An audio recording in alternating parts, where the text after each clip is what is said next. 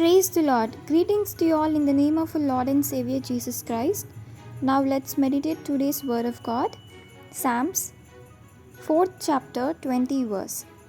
My son, pay attention to my words. Incline your ear to my sayings. తెలుగులో చదువుకుందాము. నా కుమారుడా, నా మాటలను ఆలకింపుము, నా వాక్యములకు నీ చెవియొగ్గుము.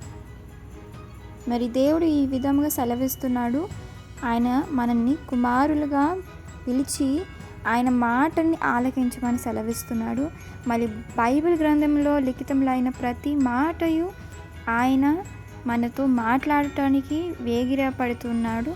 మనము ఆయనను ఆయాసపరచు వారంగా ఉండకుండా దేవుని మాటను జవదాటకుండా జీవించాలని, ఆ విధంగా మనం ఉండాలని ఆశ కలిగి ఆసక్తితో ప్రయత్నిద్దాము.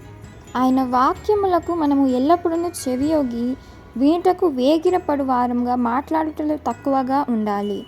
ఈ దినం వాగ్దానం మనందరి జీవితాల్లో నెరవేరాలని కోరుకుంటూ దేవుని సువార్త పరిచర్యలో మీ సహోదరి. ఆమెన్. God bless you.